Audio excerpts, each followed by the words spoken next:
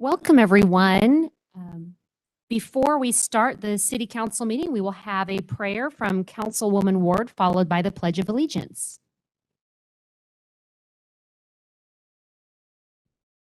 Lord, as we gather together here this evening, intent on doing, give thanks for all of today's blessings. May our efforts and decisions be guided by understanding and wisdom as we consider the merits and pitfalls of each matter placed before us. We ask for guidance to serve with respect for all, and may our personal faith give us strength to act in accordance with what is best for our community and all of its citizens.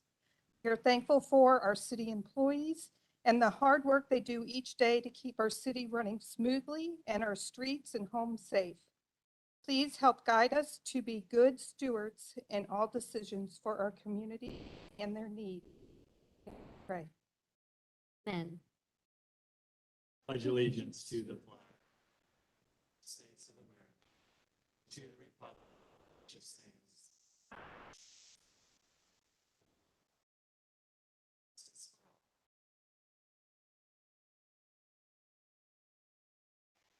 Welcome, everyone. I will now call to order the Monday, October 18th, 2021 City Council meeting. This is also available to join virtually. The link can be found on our website, jeffersoncitymo.gov, on the meeting agenda, along with the call-in participation number. Mrs. Donaldson, roll call, please. Fitzwater. Present. Hensley. Present. Kemna. Here. Lester. Here. Schreiber. Spencer. Here. Spicer. Present. Vogt. Here. Ward. Here. Wiseman. Item 3, I'll entertain a motion to adopt the agenda. So moved. Any further discussion? All in favor say aye. Aye. Any opposed? Motion passes. Item 4, miscellaneous agenda items. We have with us for our pandemic update, the Director of the Cole County Health Department, Ms. Christy Campbell. Welcome, Christy.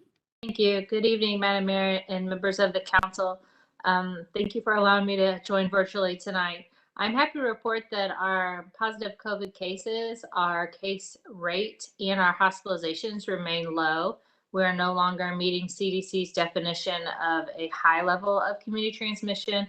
We're in the yellow to orange range instead of red. So very good news, and very good news to see the cases and hospitalizations go down.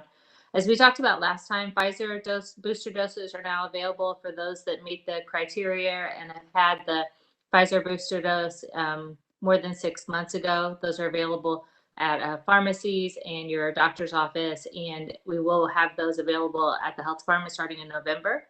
And then I also feel like the coming soon news is the booster doses for those who have had the Moderna and the Johnson & Johnson vaccines. Probably saw it in the news that FDA approved those. So the next step will be for the Advisory Committee on Immunization Practices to approve those recommendations. And then we will all be able to get started also making those booster doses available to those that are eligible for those. Of course, it's not too late to get your first or your second dose of the COVID vaccine. And it's also the time of year where we recommend getting your flu shot as well. Most doctors will recommend or allow you to get your dose of COVID booster or first or second dose of COVID and your flu shot at the same time. So I'd love to answer any questions if there are any at this time. Thank you. Are there any questions or comments? Councilman Spencer? Yes, Mrs. Campbell, I'd just like to share that last week I went in and did a antibody test, and process is really streamlined. It's fast, efficient, and your staff is very courteous and professional, and just appreciate all the efforts that you all do for our community. Thank you. Thank you. I'm glad to hear that. And yes, we still are offering COVID antibody testing for free at the health department. Thank you for that. And Ms. Campbell, we appreciate you being on our agenda. As we know, this pandemic update is something we talk about at every council meeting because it is an important topic, and you're always great to give us the latest and most pertinent information. So thank you. Thank you. All right, item B, we have with us some Rotarians that I would like to invite to the podium. We are going to recognize World Polio Day with a proclamation. And while they're coming forward, I will share this proclamation, and it reads, Whereas there are over 1.2 million Rotary Club members comprised of professional and business leaders in over 35,000 clubs in 200 countries and geographic areas, including 4 Rotary clubs in Jefferson City. And whereas the Rotary motto, service above self, inspires members to provide humanitarian service, encourage high ethical standards, and promote goodwill and peace in the world. And whereas Rotary in 1985 launched Polio Plus and helped establish the Global Polio Eradication Initiative to help immunize the children of the world against polio. And whereas polio cases have dropped by 99.9% since 1988, and the world stands on the threshold of eradicating the disease. And to date, Rotary has contributed more than 1.9 billion US dollars in countless volunteer hours to protect more than 2.5 billion children in 122 countries. And whereas Rotary is working to raise an additional $50 million per year, which would be further leveraged for maximum impact by an additional $100 million annually from the Bill and Melinda Gates Foundation. And whereas in the spirit of many other governments, caring organizations, and entities around the world, the city should use our community awareness means and media, such as outdoor illuminations deploying on October 21st or 24th, as well as the evening of October 23rd, to highlight the progress towards the importance of eradicating polio. So therefore, we are declaring October 24th, 2021 as World Polio Day in the city of Jefferson. So it is an honor to have Rotary representatives here this evening. And if you'd like to tell us a little bit about your work, it's very impressive to hear those numbers that are put forth in the proclamation, and tell us what we're doing locally here in Jefferson City. Madam Mayor, and also thank you for your longstanding commitment to Rotary yourself. I know you're a member, and as are some other folks on the panel here today. I can't really speak to what's happening locally with respect to to this issue. I know that fundraising, of course, continues for all the clubs around Jefferson City and throughout the state and nation and world. There are still 2 countries, I think, where polio has not been eradicated. Those are Afghanistan and Pakistan. So we still need to continue to do that work. And we appreciate the proclamation today by the city and by you, Madam Mayor, to help us promote that. Thank you, Mr. Clare. We're glad to have you here as well, Mr. Shear. We're very proud to have you as a member of our club, the Breakfast Rotary. We are working on these resolutions and proclamations all across the country and around the world. We are trying to get the governors to do that. Governor Parson recognized with a certificate World Polio Day a couple weeks ago. We're very appreciative of you doing this. We've got other major cities in the state of Missouri that are doing the same. So we appreciate what you've done. Thank you. Well, thank you. While this is something we really do take for granted, especially here in this country, it's amazing the work that has been done to eradicate polio over the years, especially from Rotary. And with that, like you mentioned, they are fundraising. They do ask that each member of Rotary at least contribute something financially. And if you're not a Rotarian, you should look into it. But if you're not, you could certainly feel free to donate through any Rotary club here in Jefferson City to this cause. So we'd love to have you come forward for a photograph. I do want to recognize we have some Rotarians here. We have Councilman Ron Fitzwater, that I believe is the president of the club, correct? So congratulations on that. So we also have Mr. Steve Kroll, who is also a Rotarian. Did I miss any other Rotarians in the room? And Mr. Frank Reisick, thank you. Oh, I'm sorry, you're in the Breakfast Club. I'm so sorry, I looked right past you. I apologize. Oh, and Christy Campbell, who's on the line too. So we have Mr. Derek Spicer is also in our Breakfast Club, and on the line, Christy Campbell is a Rotarian. Did I miss? I greatly apologize. Did I miss any other Rotarians here? So I'd like to get a photograph, and we'll have any council that are interested can come behind us, and then the Rotarians can come in the front, and we'll recognize this. Thank you.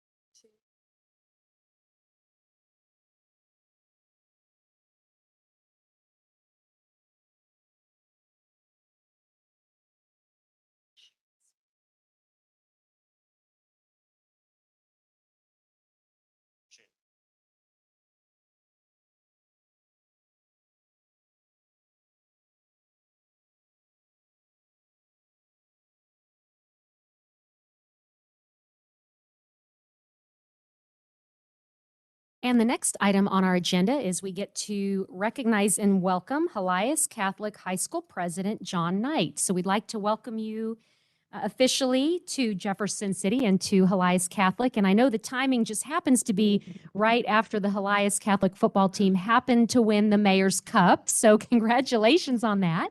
Thank you very much. I had nothing to do with that, but thank you very much. So thank you, Mayor, very much, and members of council. A special thank you to Gail Strope for the opportunity to come by to introduce myself and have a few moments to thank you for all you do for our city and to extend on behalf of the Helias Catholic community our desire to continue to be good partners and good neighbors. I come originally from Toledo, Ohio.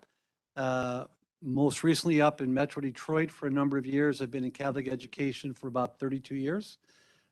Came here on July 1 at the request of Bishop McKnight, Superintendent Aaron Vader, to serve the Helias Catholic community as president. The president of a Catholic high school is really CEO, chief mission officer, chief advancement officer. I'm not the person that does curriculum or teacher evaluation. That's the principal. I do get involved in areas of discipline, but most of my work is outward focus, community building, working with alumni, working with our foundation board, and trying our best to continue to be strategic in our approach to what Helias Catholic can be in the years to come.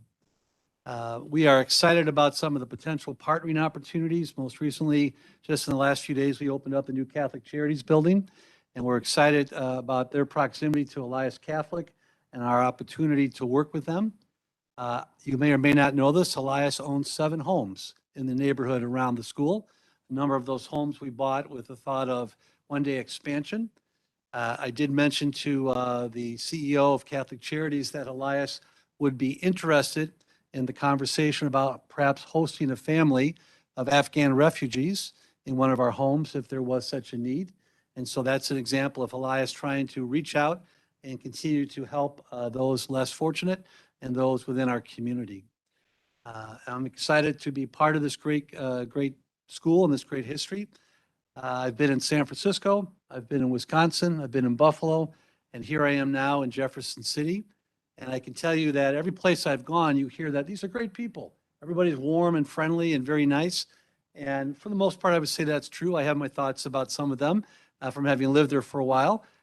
Challenging for me in some places, but so far, I have found everybody in Jefferson City to be very much what I've been told, warm and welcoming and open to someone who is a proverbial outsider coming all the way from Greater Detroit. But I am very grateful for Gail's kindness in inviting me and for your kindness in letting me have a few moments to speak to you on behalf of a wonderful community, Helias Catholic High School. Wonderful. Well, we are very happy to officially welcome you to Jefferson City and Helias Catholic. We appreciate the connection that we have with Helias Catholic, especially with what the students are doing. I think you mentioned the example about Catholic Charities and how they will be able to volunteer and get the student involvement and engagement in something that's so worthy for our community.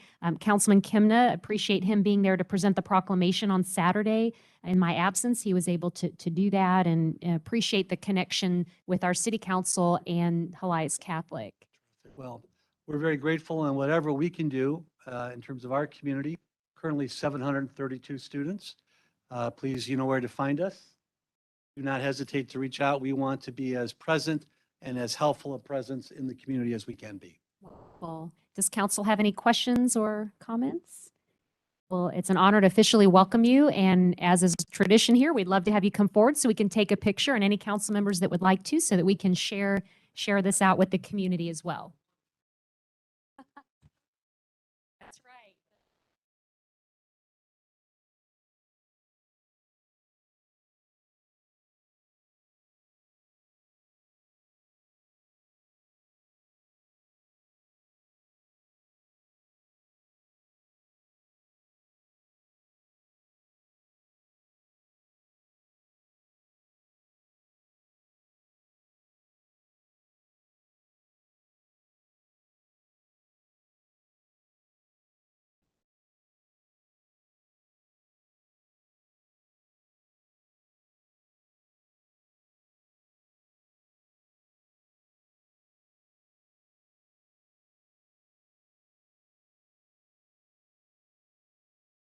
All right, and we also have Buckle Up, Phone Down proclamation. So I'd like to invite, we have a representative here this evening that's going to visit with us a little bit, and we also have some representation online, and we will do those introductions, but I'm going to start by sharing this proclamation this evening.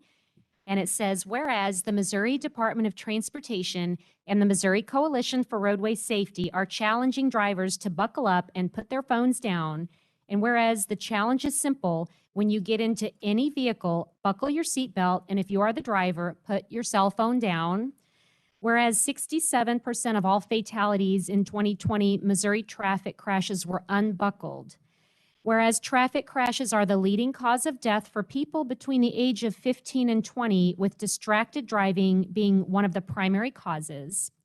And by buckling up and putting your phone down, you will do your part to help make Missouri's roads safer and save lives. Whereas, as the mayor of the capital city, I encourage Missourians to join the more than 14,000 people and 675 businesses that have pledged to make roads safer for themselves and others by taking the Buckle Up, Phone Down challenge. Therefore, I declared October 22nd, 2021 as Buckle Up, Phone Down Day in the city of Jefferson. So this is very important. As we know, Buckle Up, Phone Down Day has been a tradition for the last few years in October. We certainly, though, want to make this a habit, make every day Buckle Up, Phone Down Day. So we're very happy to have you here. And if you want to tell us a little bit about what's going on for Buckle Up, Phone Down Day. Sure. So, Madam Mayor and members of the council, my name is Angela Nelson. I am the Vice President of Public and Governmental Affairs for AAA Missouri. Most of you will probably recognize us from being the helpful folks that help you if your car breaks down on the side of the road or you have a dead battery. Most people don't realize that we also are is a traffic advocacy organization. So on behalf of our roughly 900,000 Missouri members, we are so appreciative of the efforts that you all are taking in order to recognize this very important day. Distracted driving, as the mayor mentioned, is a leading cause of fatalities in our youth. The current Missouri law only applies to kids under 21 and younger in terms of banning them from texting and driving. And we so very much appreciate your all leadership in taking and highlighting this very important issue on this very important week. And I would be happy to take any questions, Madam Mayor. Thank you. Do we have any questions? And you can take the challenge if you haven't already on MoDOT's website. So be sure to do that. It's very easy to do, and take the pledge for Buckle Up, Phone Down. Encourage your friends, family, and coworkers to do the same. And we also have with us on the line Mr. Ron Bench. So I want to give you a moment too, Ron, who's with. One thing, Mayor, Yes. I realized I forgot this. So AAA Missouri is actually sponsoring with MoDOT this year a high school showdown challenge. And that's where we're actually challenging high schools from across the state to engage their students, to teach them about the dangers of distracted driving. And there's a little bit of a competition between the schools to see which school can get the highest percentage of students to go online and take that pledge. I'm very happy to report that you all here in Jefferson City have all three of your high schools who are participating. So Mid-Missouri has a wonderful representation in the showdown. So again, thank you very much. Sorry about that. No, we are thrilled. That's a good thing. We want to have all of our local high schools doing that, which is just fantastic. So, and I've seen a preview of the presentation that you give in the high schools, and it is very, it sticks with you. I wish that we could all see it. Once you see it, you don't ever forget it, and it will make you never touch your phone behind the wheel for sure. Mr. Bench with Hands Free Missouri, happy to have you. Thanks for having me, Madam Mayor and members of the City Council. I am chairman of the Missouri Hands Free Coalition, and the rest of the time I'm with Missourians for Responsible Transportation. We advocate for streets, roads, trails that work for all Missourians. And together with Angie and a group of about 25 different organizations, we've come together to form a coalition to work on distracted driving. We're very grateful for the city to pass this proclamation. And we just, I just want to echo what Angie has said. We're very grateful for that and know that this is an important issue that we need to address in Missouri. So thank you for allowing me to join tonight. Well, thank you for your work with Hands Free Missouri, and it's great to have such a great statewide presence for this very important cause. And being only one of 2 states that does not have an all-driver texting ban is a bit frustrating, but it's also something that we can really take this in our own hands and do all that we can, since unfortunately we don't have a law in the state of Missouri. So imagine that next time you're driving down the road. So any questions or comments with that? All right, well, if you'd like Angie to come forward and Ron, I guess virtually you can participate and we'll get a picture, and any council members who are interested are welcome to join us. And we're going to do the buckle up, phone down.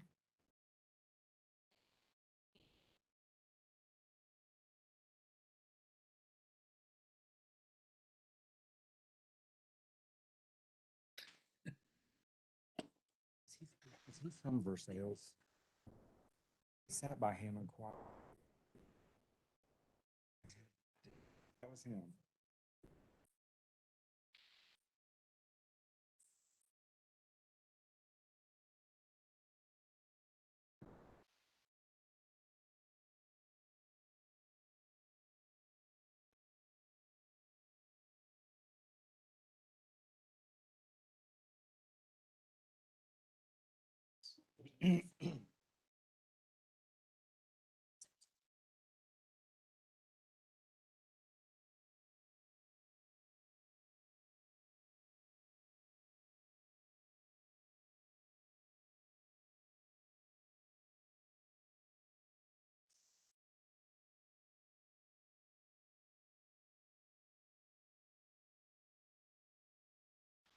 All right, item 5, we have a public hearing this evening for Bill 2021-60.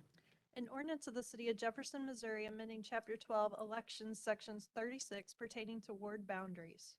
Mr. Barron. Thank you, Madam Mayor. And this bill would amend the ward boundaries of the city. The 2020 census showed that the wards are out of balance with respect to population, and so that adjustments to the ward boundaries are necessary to bring them back into balance. And so this item's been presented at the City Council level several times. Back on Monday, September 20th, city staff presented 4 different options for ward redistricting, changing the ward boundaries to City Council, and the Council selected a preferred option.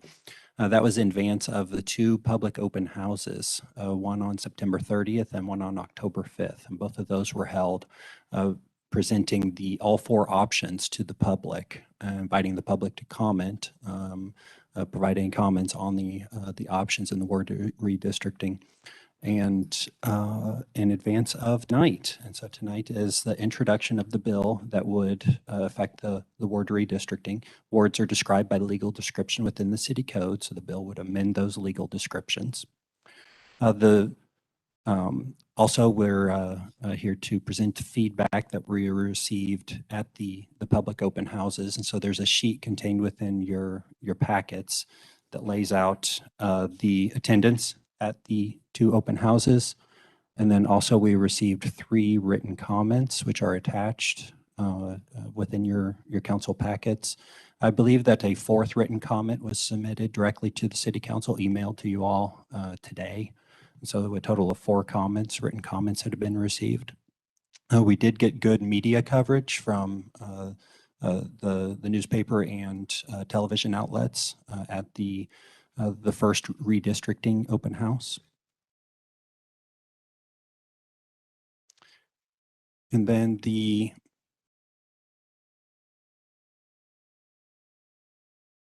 next slide. And so the council bill is crafted around option 1, which was the option selected as the preferred option by the city council.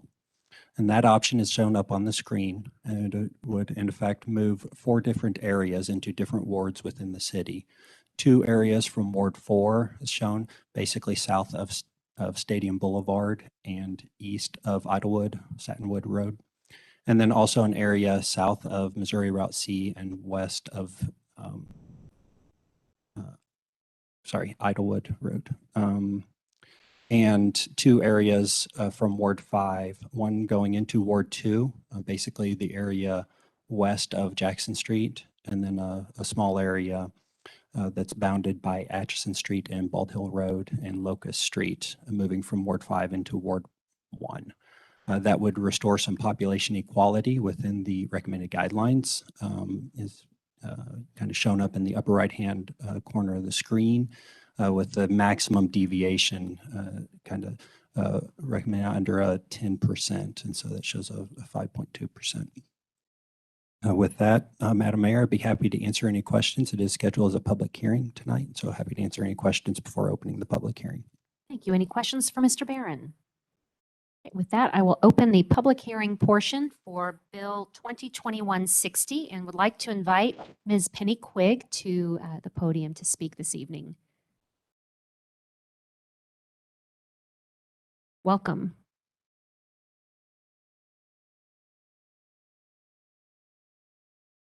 Thank you, Mayor.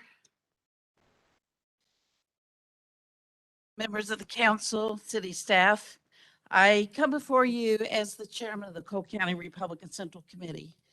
We had a discussion about this at our meeting the other night, and I was instructed to make contact here. So we have a concern about the manner in which the city redistricting process is unfolded. I initially reached out to the mayor in August about how the process works and if there would be citizen input. It appeared to us that there wasn't much citizen input gathered before the maps were drawn. One of the concerns for us is that the citizens who are incarcerated at the correctional facilities inside the city limits were counted in the census, but they were not counted for purposes of redistricting. I have learned from a member of the State Senatorial Redistricting Commission that those incarcerated in other parts of the state were included for the purposes of drawing the senatorial and the legislative districts per the Missouri Constitution. Constitution is silent as to the inclusion for county and city purposes, but we have not been able to ascertain how the decision to not include these citizens was made. There seems to be some shroud of secrecy about the machinations of this process.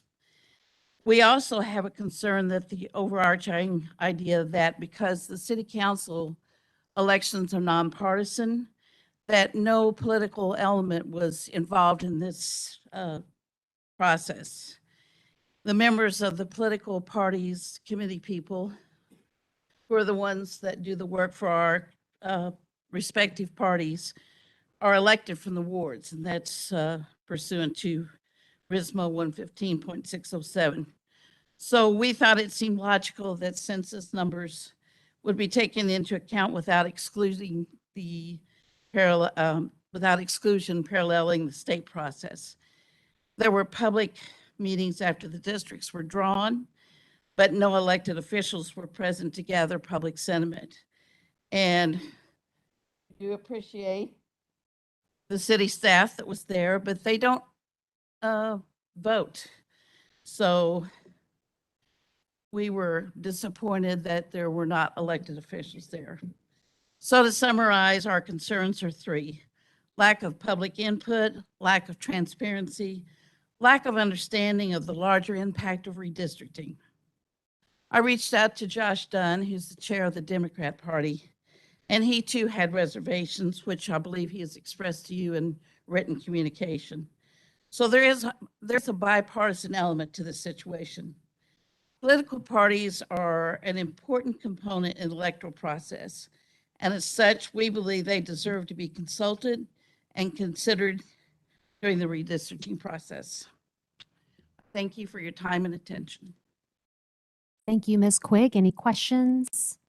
I do have a quick question. When you said that no elected officials were present, do you mean for the open houses that we held here? That was my understanding. I did not personally attend, but a member of my county committee reported that the night that she attended, there were not. Okay. And That was just to Pat Thomas. clarify, I did attend, so I know there definitely was an elected official there. There might have been others. I thought so. She attended on Thursday evening. Okay, we had others that we had out of the two open houses. I see some heads nodding, so I just want to make that clear, just to Okay. correct that Well, piece of information. that was- So, okay. That was information that was not correctly reported to me then, and it may be that they were not here when you were present. So Okay, thank you. I stand corrected. Okay, thank you very much. Any other questions or comments for Ms. Quigg? Okay, thank you. Thank you. And is there anyone else here that would like to speak during the public hearing for Bill 2021-60? Seeing none, we will close the public hearing portion and we will take up Bill 2021-60. Do we have any council discussion, deliberation?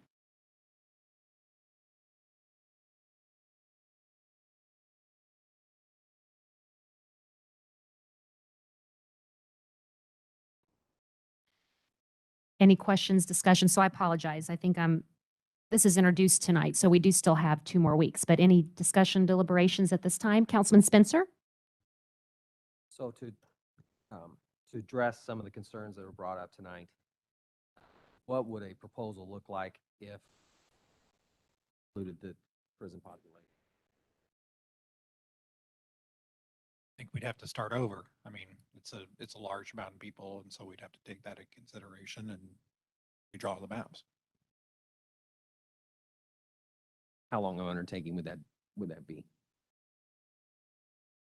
I mean, that depends on how the city council would want us to go about that.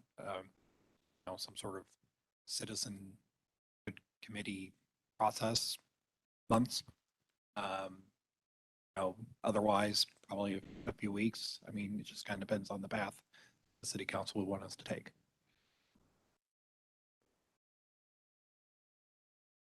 Something, Mr. Kroll. Councilman Fitzwater? I wondered if it would be appropriate just to go through brief discussion of the thought process about leaving the prisoners out. And I think the report was, when we discussed it, which was, we didn't discuss it very long, but that we had done it this way the last 2 cycles. But maybe if you could just kind of shed some light on the thought process to lead to the final, I guess wasn't a decision, wasn't really a vote, but the direction to go in the opposite direction. Sure. So yes, probably most pertinently, the city of Jefferson, at least the 2 last redistricting cycles, has essentially excluded the prison population from making the equal wards, essentially just counting the non-prison population when determining the ideal ward, if you will. So the cases are pretty clear that attempting to continue existing ward boundaries is a very strong consideration. Continuation of who is representing the people and where they go for services and things that go along with ward boundaries. Continuing that is a consideration that city councils can take into consideration when making decisions on drawing ward boundaries.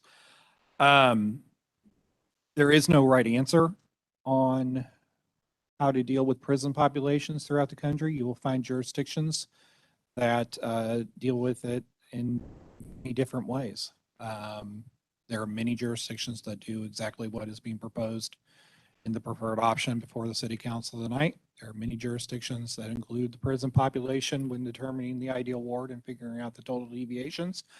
I'm sure there are solutions in between those two that are used throughout the country. And so there is no right answer. The courts have never weighed in definitively, but there is comfort that this type of arrangement in dealing with the prison populations is well within the boundaries of what is required by the U.S. Constitution. And so this is very similar to what Jefferson City has done in the past and very similar to what is being done right now throughout the country in communities that are impacted by prison populations. Councilman Fitzwater? If I could just ask follow-up. And I know you weren't here over the last 2 cycles, but do you know why the change was made back, and I guess it would be 2001 from what they had previously done?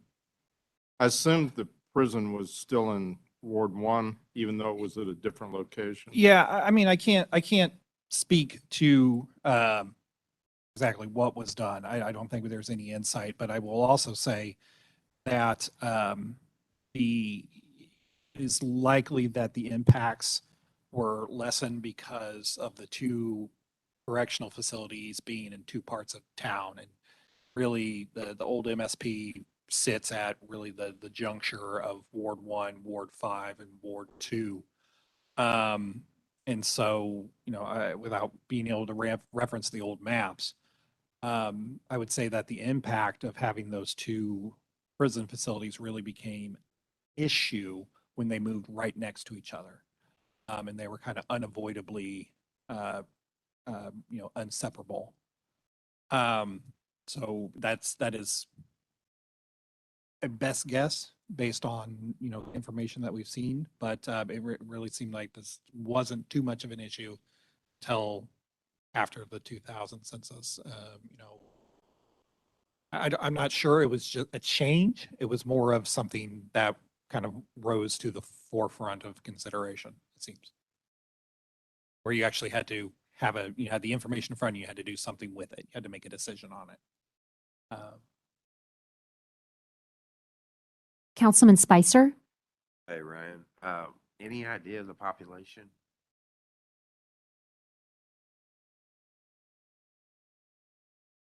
Looking at Mr. Barron over here, he was Right. he was the numbers guru. It was presented at prior meetings. If memory serves, 3,500. That's what I was thinking.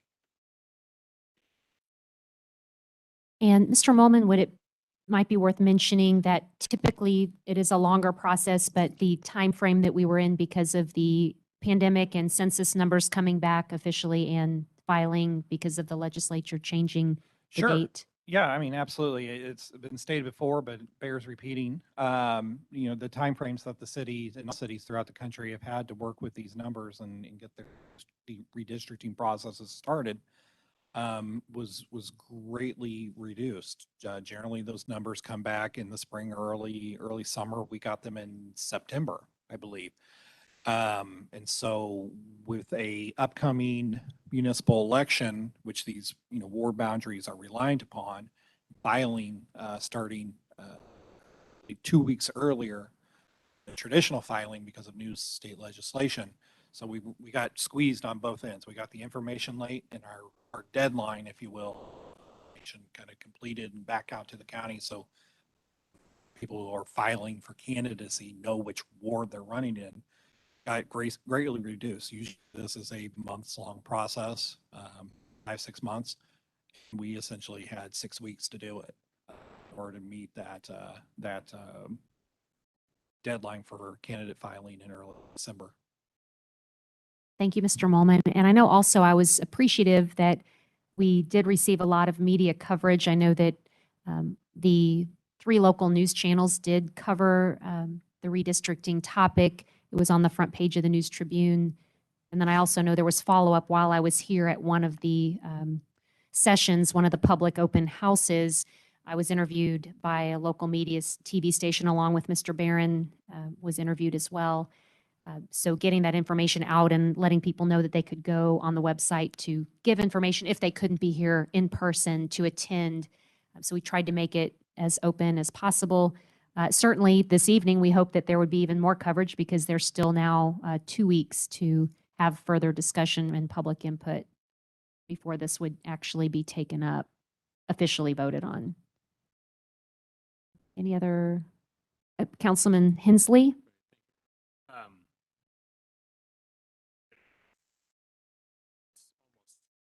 Half of an ideal.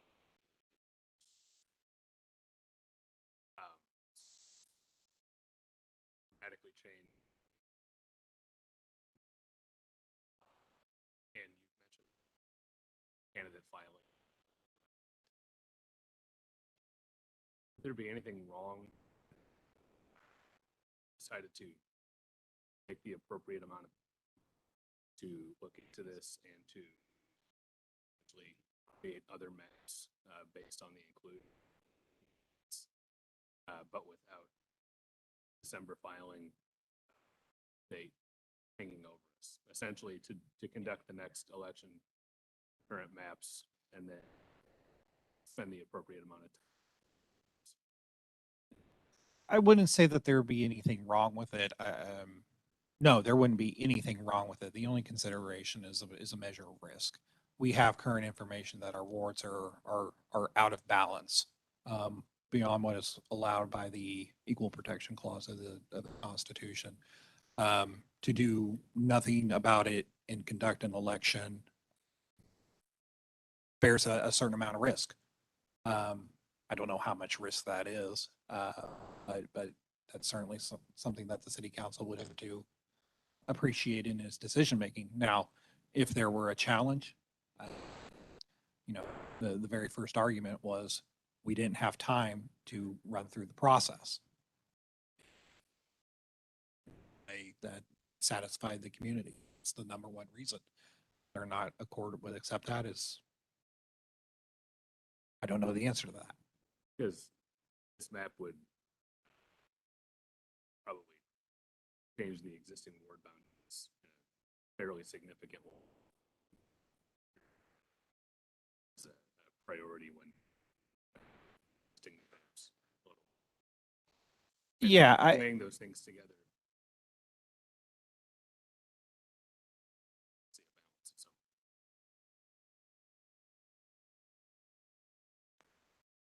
Any other comments, discussion, questions, deliberation? Okay, well, with that, I'm sorry, Councilman Spencer. I think in the closed session, I was so concerned about not including the prisoners just based on a philosophical issue with when we count them for census, but we don't count them towards redistricting. And I think that's just something I'm gonna have to grasp with. But I don't think we communicated that well enough to the community that we weren't including them with our map options. So without that being out in the public, I'm not sure that really communicated well enough to maybe would have gotten more feedback from the community and saying, hey, I think this is wrong philosophically. That is a concern that I have. Perhaps. Sure. And it may be slicing the bologna pretty thin here, but it's also not accurate to say that they're not counted. And if I said that, I correct myself. They are counted. Definitely within the population. It's just that the status as a prison population makes deviations above the maximum deviations legally permissible. Just a kind of different way to think about it, but the practical effect is probably not. And to clarify, this is consistent with how it has been done before, so the public is well aware that this is how it has been. So certainly that may also play into it. There was a shift from previous that were included. So there was a shift sometime. I don't think staff can definitively say that there was a shift. It was something that rose to consideration. This really wasn't an issue for a large majority of the city's history. It's something that kind of started building in the late 60s, reached a crescendo in the 80s and 90s, and it's still being worked on today. It's still an issue, absolutely. But to say that there was a definitive change of how one thing was done and how prison populations, staff can't say that it's not in the record. Because we can't find it. It's just not clear of how it was dealt with previously. And which goes to some of these policy issues. I think it would be nice that if we could do a narrative after a policy change is done so that we can give some historical perspective for future councils, future city attorneys, of why we made that decision at the time. And I think we don't do that very well because we can't find stuff on issues of ballot language or on issues that deals were made with Parks and Rec tax or something like that. So I think we need to do a better job with our write down history, and especially as it relates to policy. I won't even touch that last comment. Anything else on this particular item? Don't understand what About something being written down that you can't find for past parks that I think is clear that well, anyway, that's a whole different topic. I think we're talking about redistricting, so I'll get back on We're that. talking about historical significance of policy Okay. that we need to make sure that we write down and forward that information to other councils and mayors. And I would say, I think we do keep good minutes and notes and keep things written down. I would certainly say that. So, all right. Any other discussion, deliberation, comments? Okay. So we've had the public hearing. We will take this up at the next meeting, and we'll move on to item 6, appointments by the mayor. Item A, Heartland Port Authority appointment, Councilman John Hensley. Is Mr. Molman doing this one? Or Ms. Strope? I'm sorry.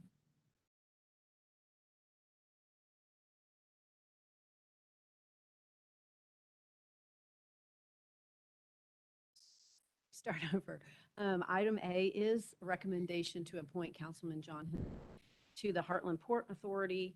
And then item B is a recommendation to appoint Jessica Kolish to the Animal Shelter Advisory Committee and Jeanette Dooley to the Cemetery Resources Board. Thank you, Mrs. Strope. Is there a motion to approve? So moved. Second. Any further discussion? All in favor say aye. Aye. Any opposed? Motion passes, and thank you, Councilman Hensley. Item 7, presentations from staff, consultants, and invited guests. And this is, I'm excited to introduce, we have with us Columbia Regional Airport update provided by Stacy Button and Michael Parks, Regional Economic Development, and we are happy to get an update on the Columbia Regional Airport. Welcome. Thank you very much. We appreciate the opportunity to present to you tonight.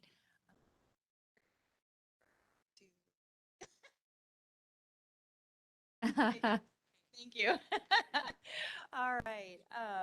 Thank you, Mayor and Council again. I'm Stacy Button. I'm the Director of Economic Development for the City of Columbia and also President of READY, which is a regional economic organization.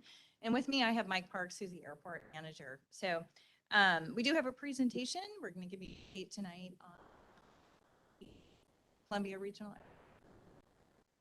Good evening. Thank you for the opportunity to come in. Exciting things to talk about. General updates tonight. Also updates on projects that we have. Just what everybody likes to hear about is the new. And if you want to, as you're given the presentation, if you talk into the mic, I know with both of you there, and that way, because it is recorded, and then it'll be able to be shared. Thank you. All right. So on the screen, we have two different graphs to share with you this evening.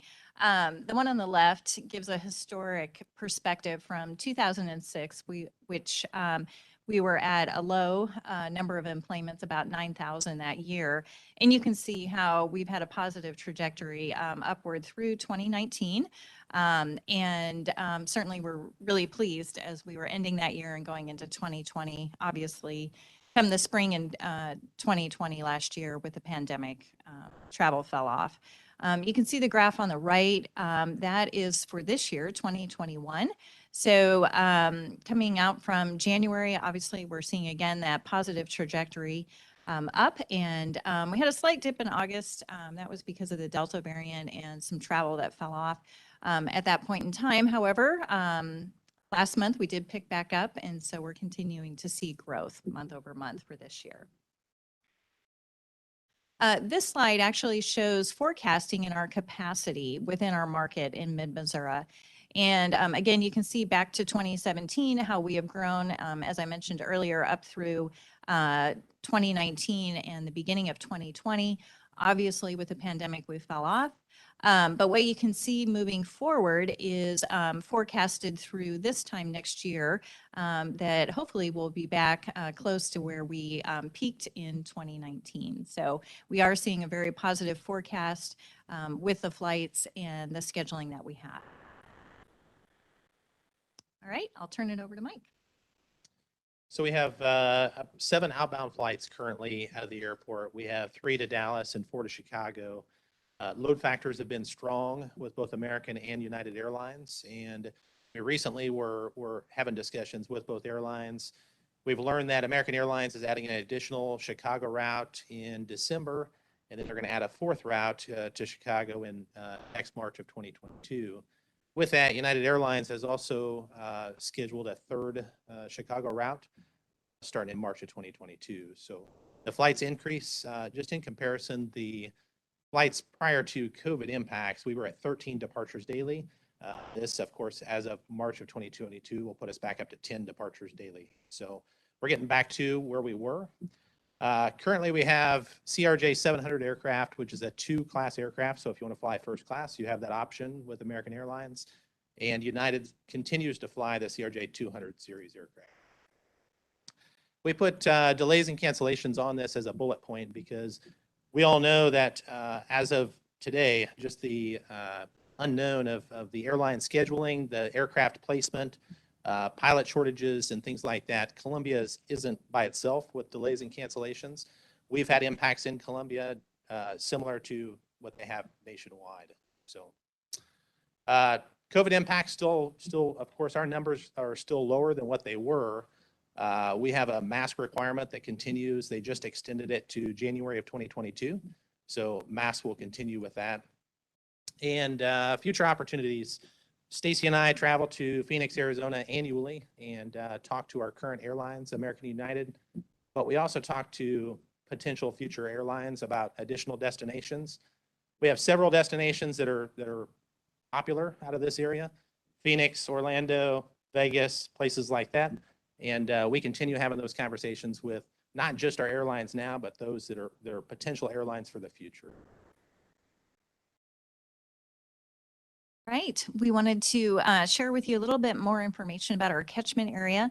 Our catchment area is 17 counties. That's about 700,000 traveling passengers. Used to be 14 counties, so we've definitely grown over the last few years. As you can see, the statistics that we've shared on the screen. So for passengers that have purchased tickets to fly out of COU, 54% of those purchases come from Columbia, 15% from Jefferson City, and then 31% from all the other zip codes within that catchment area. In addition, we've shared some information here in regards to passengers themselves. Again, that 700,000 population that travels. They 47% fly out of St. Louis Lambert, 28% fly out of Kansas City, and then 23% out of COU. We definitely have increased our market share. Quite candidly, we're pulling from the Kansas City area primarily. So we're happy to see that growth in the catchment area. So we have several ongoing capital projects at the airport, several that we've just completed. One of the biggest projects, other than the terminal, is our runway extension project that's ongoing now. We started that project along with the taxiway Alpha extension to the north. We started that in April. It's a 240 calendar day project. It actually takes our primary runway from 6,500 feet to 7,400 feet. It'll actually allow for takeoffs and landings in inclement weather.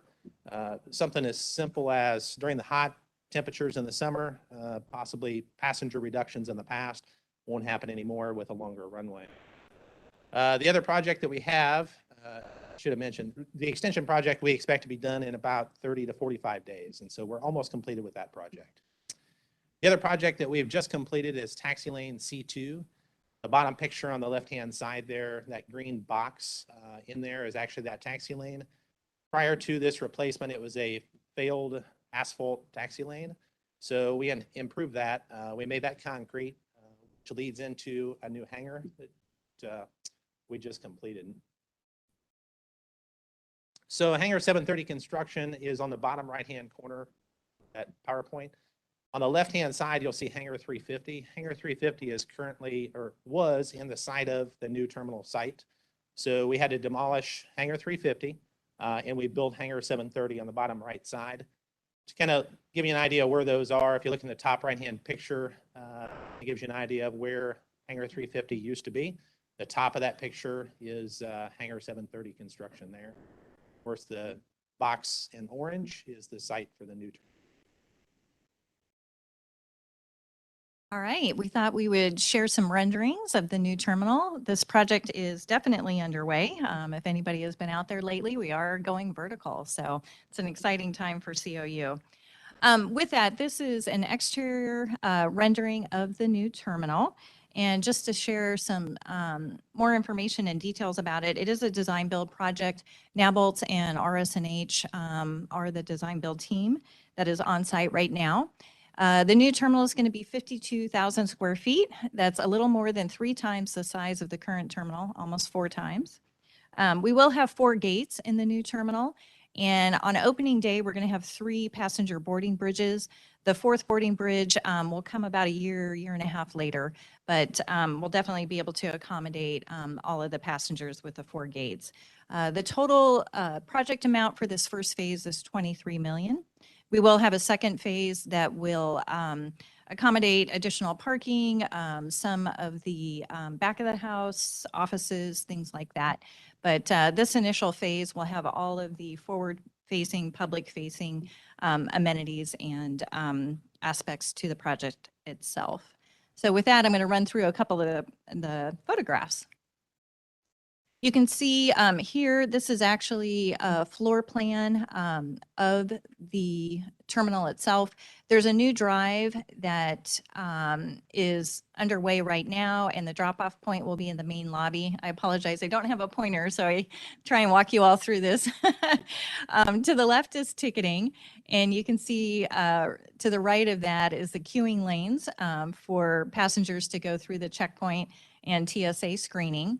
From there, they will go to the darker blue in the back where the 4 gates are, and that'll be where the passenger seating is for just prior to boarding. And also in that area, you can see the restroom area by the hold rooms. There's also going to be a pet relief location there inside of the building itself, as well as a sensory room and a mother's room.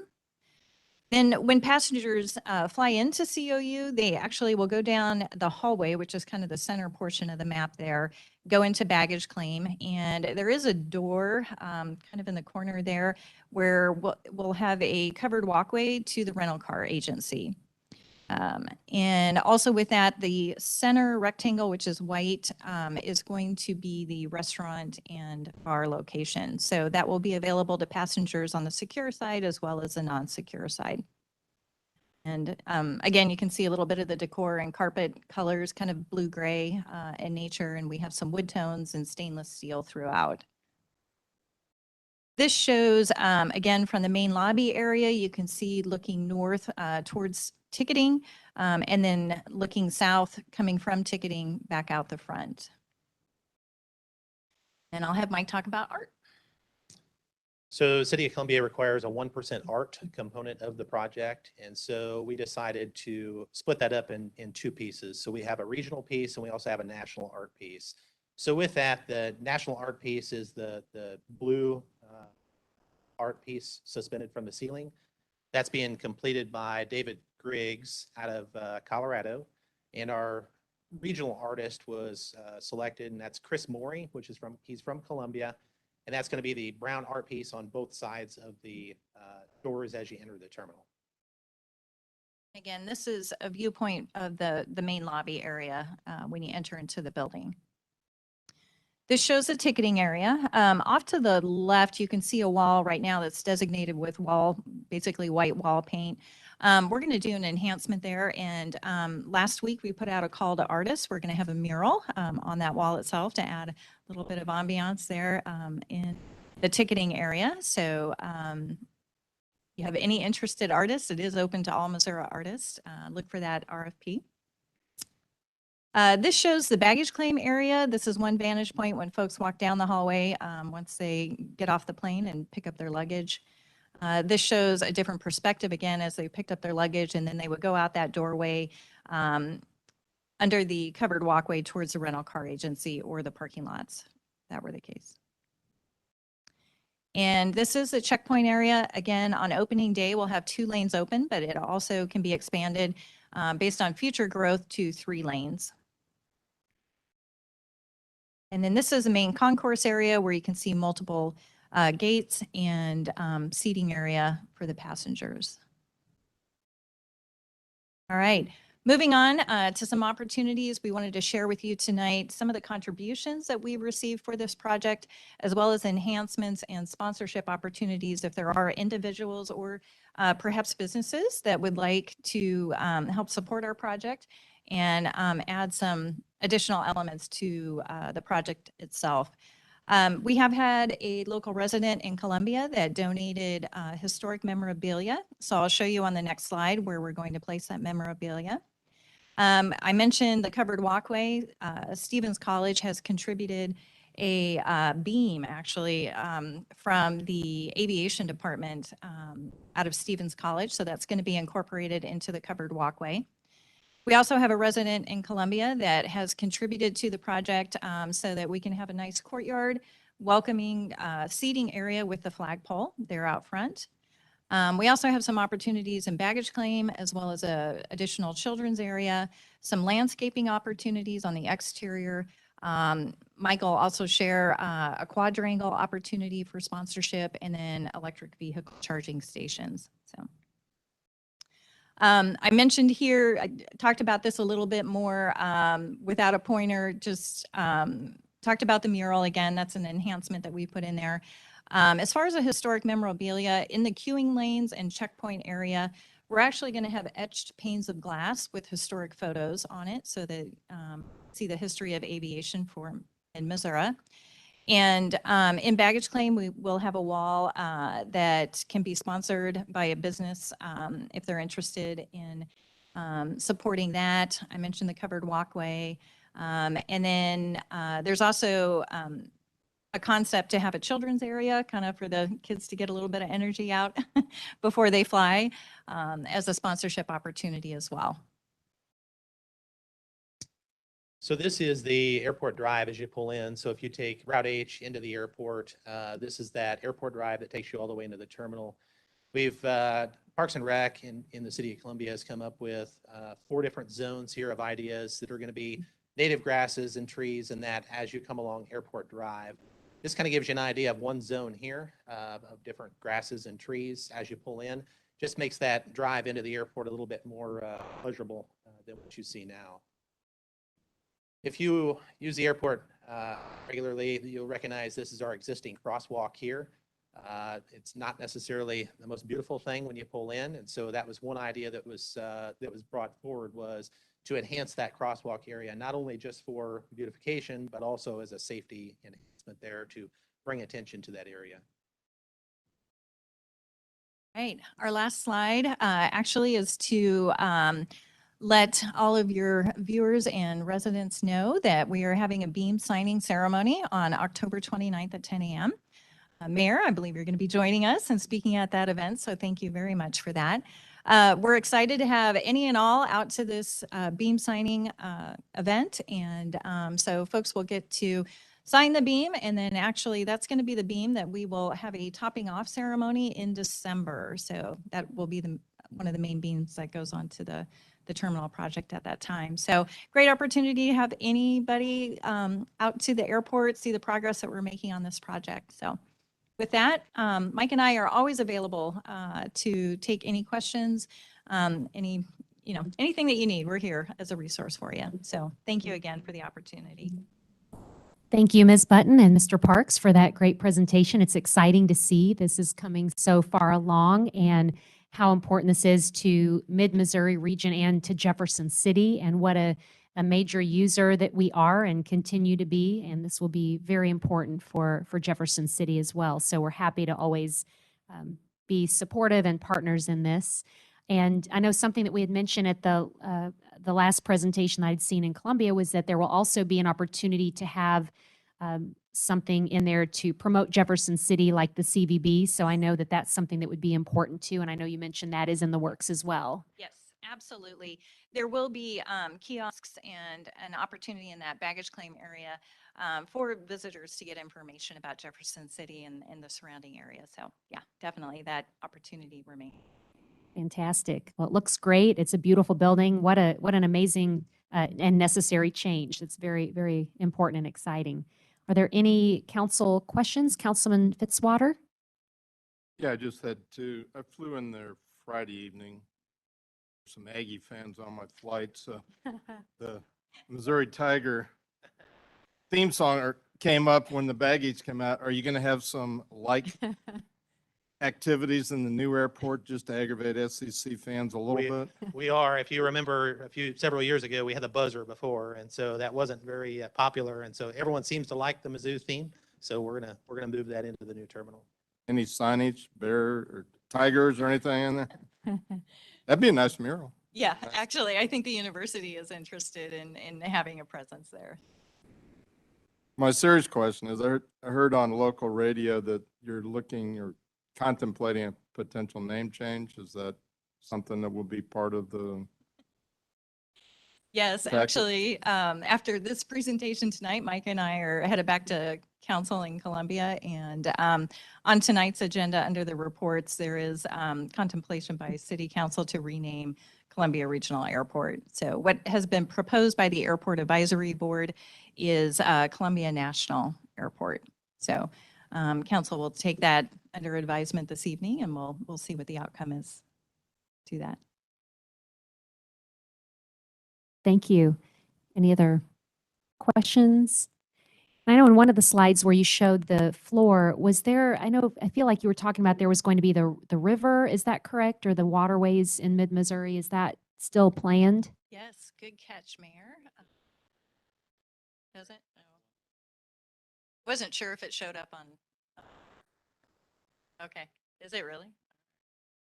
Wish I would have known that. All right. Well, there you go. Yeah. Yes, what the designer has proposed is stained concrete, and it will be in gray and blue tones. And the blue tones do represent the waterways of our region. So that was intentional in terms of the design. That's a great way to utilize that space for something kind of educational and cool at the same time. So this whole project seems to have that kind of a theme. So very proud to have that coming soon. So any other? We didn't mention it. This time next year, we should be open. So. Oh, that's right. Yeah. I don't know that you did. Time So flies. you expect it to be complete and operational by this time next year? Fantastic. I know. It's on the record now. I looked at Mike. Did you see that? Yeah. Great. Well, if you would like to come forward, if there's no other questions, we'll get a picture of any council members that are interested and have you all come up so that we can share and promote our support and partnership with Columbia Regional Airport. Thank you.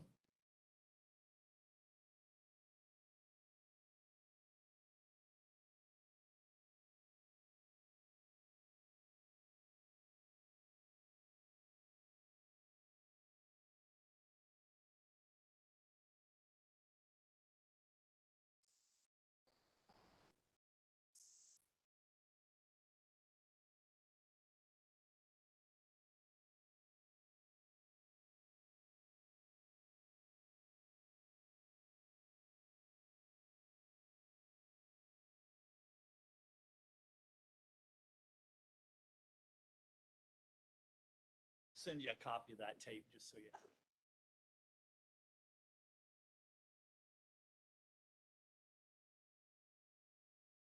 All right, item 8, announcements by mayor, council, and staff. Our committee meetings are at jeffersoncitimo.gov, and we'll run through our committees. Does administration have anything to report? We'll be having a meeting at our regular time next month Great. on that regular date and time First Wednesday, I believe. The regular. in the regular room. Wonderful. Item or finance, anything to report? Also regular. Great. Thank you. And public safety, Councilman Schreiber's out. I'll announce. Thank you. It's next Thursday, 28th at 7:38.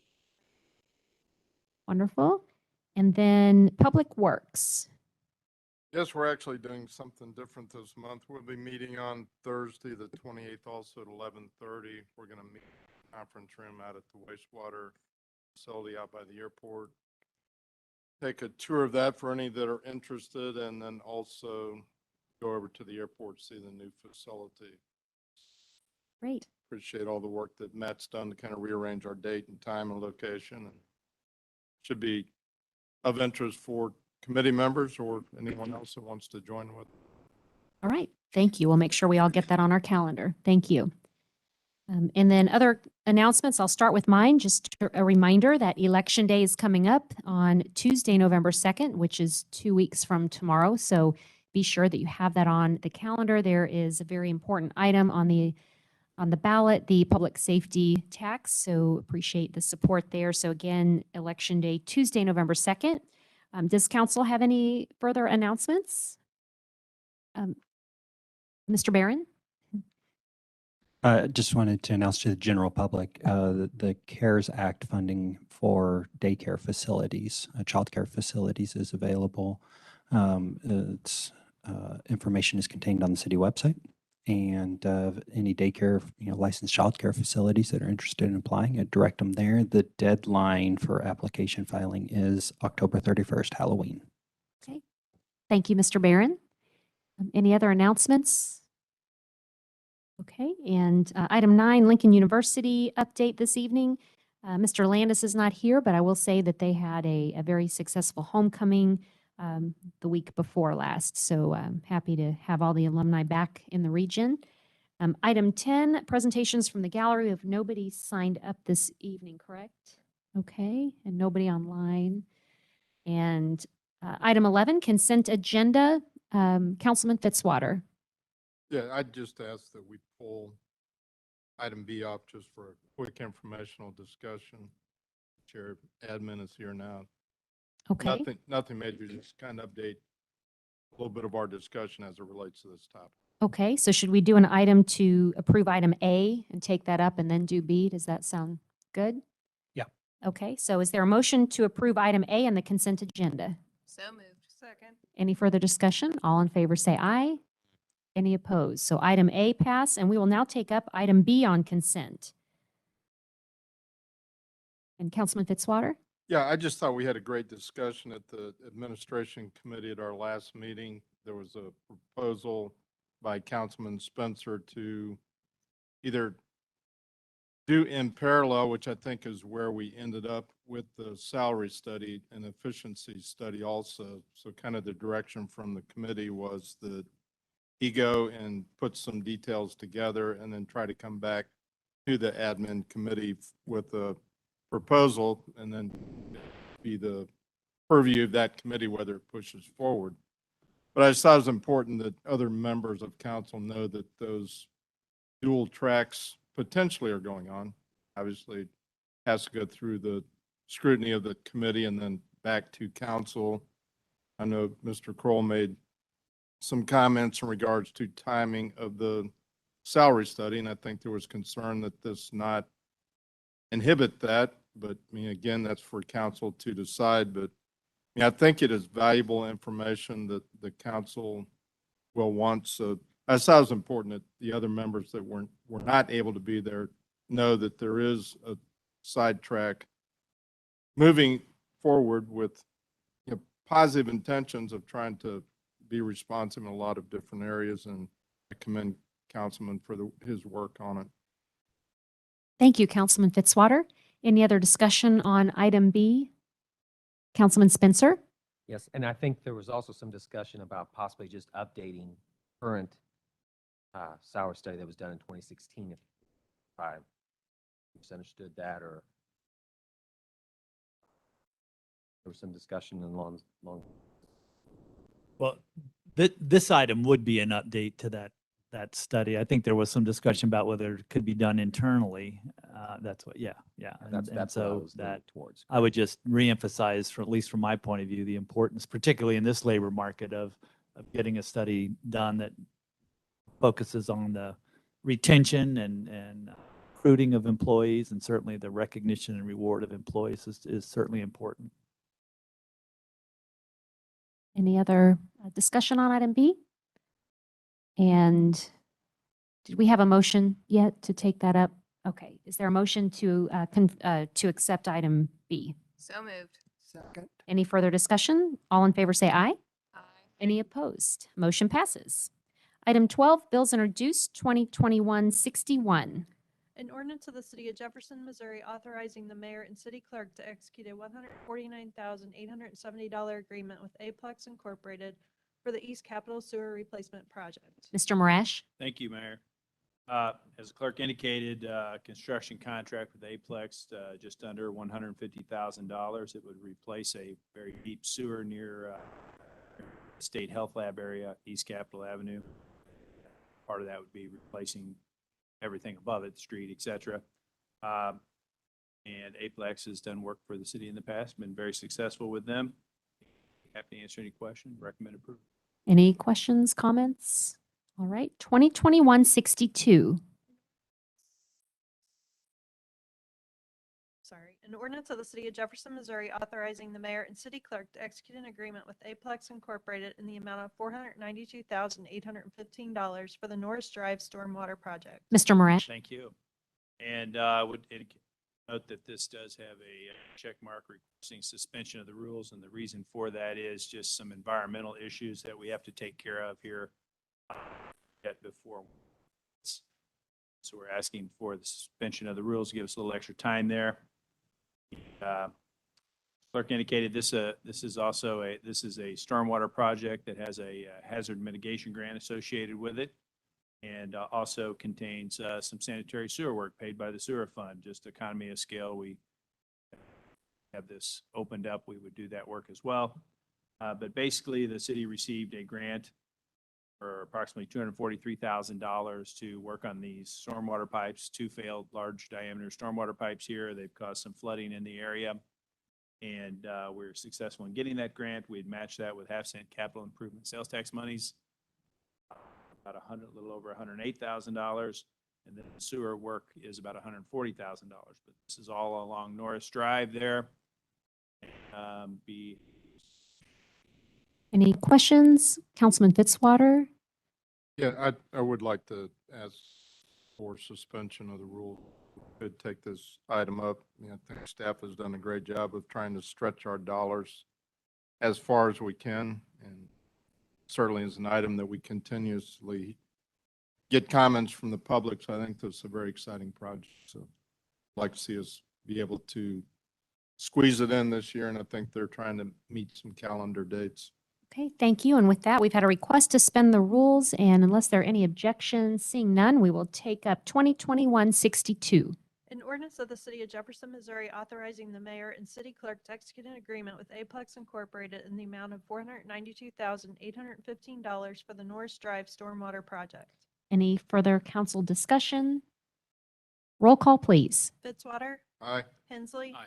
Kimna. Aye. Lester. Aye. Schreiber. Spencer. Aye. Spicer. Aye. Vote. Aye. Ward. Aye. Wiseman. Aye. Bill passes. 2021-63. An ordinance of the City of Jefferson, Missouri, authorizing the mayor and city clerk to execute an agreement with AJ Lawn Care LLC for cemetery maintenance of Longview Cemetery, Old City Cemetery, and Woodland Cemetery. Mr. Barron? Thank you, Madam Mayor. This bill would approve a contract with AJ Lawn Care for cemetery maintenance starting December 1st. The current contract for cemetery maintenance expires on November 30th of this year. So the city went through a bid process, solicited bids from companies that do lawn care maintenance. Two bidders were interviewed by staff based on price, past experience, reliability, and experience of personnel. AJ Lawn Care was selected as the lowest and best bid. Notably, they were not the lowest bid, but they were selected as the lowest and best bid for maintenance of cemeteries. AJ Lawn Care is the current lawn maintenance contractor for these cemeteries. The total 3-year agreement is $110,304, roughly, or starting out with 1 year, and then automatic renewals for the total of 3 years. And that's $35,544 for the first year. So be happy to answer any questions. Thank you. Any questions or comments? Bills pending, number 2021-55. An ordinance of the City of Jefferson, Missouri, amending the 2021 budget of the City of Jefferson, Missouri by appropriating additional funds within the Parks Fund. Mr. Gates? Thank you, Mayor. This bill is a request to amend the current budget to recognize hail damage insurance settlement revenue in the amount of $102,160, moving it from revenue to expense to fund repairs to park buildings and park vehicles. Any questions, discussion? Roll call, please. Hensley. Aye. Kimna. Aye. Lester. Aye. Schreiber. Spencer. Aye. Spicer. Aye. Vogt. Aye. Ward. Wiseman. Aye. Fitzwater. Aye. Bill passes. 2021-56. An ordinance of the City of Jefferson, Missouri, amending the 2020 budget of the City of Jefferson, Missouri by appropriating additional funds within the Parks Fund. Mr. Gates? Thank you. Similar to the last bill, this request is to recognize $934,612 of the Washington Park cell tower basically buyout, transferring it from revenue to expense account for future improvements at Washington Park. Any questions or discussion? Roll call, please. Kimna. Aye. Lester. Aye. Schreiber. Spencer. Aye. Spicer. Aye. Vogt. Aye. Ward. Wiseman. Aye. Fitzwater. Aye. Hensley. Aye. Bill passes. 2021-58. An ordinance authorizing the mayor and clerk to execute a grant agreement between the City of Jefferson and the Missouri Highways and Transportation Commission in association with the Airport Coronavirus Relief Grant Program. Mr. Marash? Thank you. As Clerk indicated, grant related relief program. The amount, the city is a little over $57,000. And basically, instead of direct payment to the city, it flows through MoDOT to the city. But this money has been allotted for the Jefferson City Airport through this grant. Basically be used for operational and capital type expenses in our airport budget. If you have any questions? Any questions, discussion? Roll call, please. Lester. Aye. Schreiber. Spencer. Spicer. Aye. Vogt. Aye. Ward. Wiseman. Aye. Fitzwater. Aye. Hensley. Aye. Kimna. Aye. Bill passes. 2021-59. An ordinance of the City of Jefferson, Missouri, authorizing the mayor and city clerk to execute a $158,825.36 agreement with Clean Infusion LLC for the Replace Diffusers RWRF project. Mr. Marash? Thank you. This is a wastewater project and construction contract at our plant. Again, almost $159,000, but it would replace components of our aeration system in our basins that treat the waste at the wastewater plant. Is there any questions? Any questions, discussion? Roll call, please. Schreiber. Spencer. Aye. Spicer. Aye. Vogt. Aye. Ward. Wiseman. Aye. Fitzwater. Aye. Hensley. Aye. Kimna. Aye. Lester. Aye. Bill passes. Item 14, nothing on the informal calendar, no resolutions. Item 16, presentations from the gallery on other topics. We don't have anyone signed up this evening. I do want to take a moment to recognize we have with us Mr. Gregory Butler from our Planning and Zoning Commission. So thank you for being here this evening. Item 17, is there any council and staff discussion of presentation topics? Any new business? Item 18, Councilman Spencer? Yeah, as most of you are aware of with a note I sent out that there was an incident with a gentleman falling at the park, Binder Park Pavilion on September 25th. Due to some significant change in the elevation from the roadway to the sidewalk. And I'd just like to thank the parks maintenance staff, in particular Josh Wordenhausen and his team, Roy Schultz, Cody Moore, and Andrew Bax. They got that resolved rather quickly and looks great. So if you could please relay my sincere appreciation for that, and they did an excellent job out there. Thank you. Thank you, Councilman Spencer. Item 19, we need, okay, thank you. Also, I've been getting some concerns about us not doing an environmental impact study or an environmental assessment on Adrian's Park, the island there. And I can understand that there's significant cost to both of those assessments and studies, but is there a way we could get soil samples done for that so that we can communicate to the public and our visitors that come to that park in the future that things are in good shape there and safe? I can speak as a member of the committee to let you know that certainly every approval that has been needed has been met. So there's really no need to do likely what you may be requesting because the approvals have been met. So But those were minimum requirements. I mean, we're looking at maybe between 4 and 2 soil samples.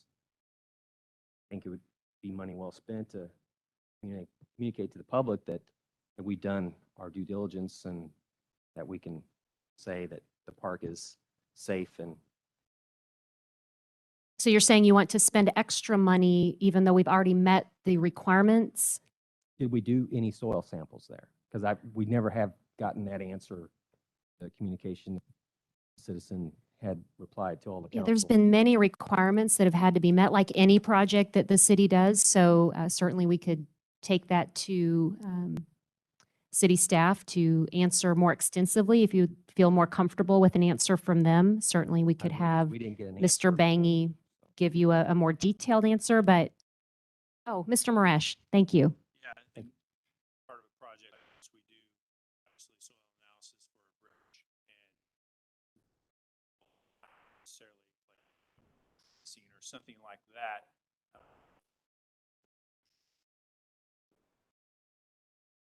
Set off alarms. So talking about something different, but there are considerable soil excavations on the island sampling. Thank you, Mr. Marash. And one more, sorry. Been having some conversations as well as the wastewater division shutting down the dump site at our treatment facility. How long has that been closed? I don't know I think you're talking about acceptance of septic haulers, waste. Correct. So basically, when a hauler would go out to, say, somebody's house or business or whatever, pump out their septic tank, they would need to find a place that would accept that to treat. It's been several years now. We've had some issues there that we haven't talked about in open session, but we've had some issues with that acceptance. So we shut that down for a while. Then we went back to some limited of acceptance. Problems with staffing of that at a considerable expense to the ratepayers. And so at this point, we haven't been accepting it for quite some time. Are we planning to open it back up, or? I would not plan to open it back up now. Mr. Kroll? Do you know if there are other options for those kind of haulers? Oh, yeah, certainly other facilities. I don't know exactly their charges or anything like that. Do you know what the approximate revenue loss we're losing to shutting that down? Well, it was, if you just looked at the revenue item, I can't tell you off the top of my head, but there was some revenue there, but there was also corresponding expense just from the personnel side of things, trying to monitor it. So I would assume it's a net negative revenue just because of the personnel expense. Are we having issues with a certain hauler? Or No, we didn't just ban any one hauler. We just have shut it down. But I mean, is what I'm asking is that have we been consistently having issues when it was open from a particular hauler, or Probably multiple. violators? Yeah. Columbia, is that the closest for these contractors and haulers to go to? It kind of depends. And we're talking about probably by and large, they're hauling waste from outside our system, so they could be very rural or something like that. I mean, you could certainly drive to other communities. But like events like at the amphitheater, that contractor, whoever has that contract, won't be able to go to Jefferson City's site. They'll have to go somewhere else. Right. Thank you. Okay. All right, thank you. And item 19, approval of October 4th, 2021 closed session minutes. Motion to approve. So moved. Second. Any further discussion? Roll call, please. Spencer. Aye. Spicer. Aye. Vote. Aye. Ward. Aye. Wiseman. Aye. Fitzwater. Aye. Hensley. Aye. Kimna. Aye. Lester. Aye. Schreiber. Motion passes. Item 20, unfinished business, and 21. Mayor, I move to adjourn. We have a motion and a second. All in favor, say aye. All right. Everyone have a great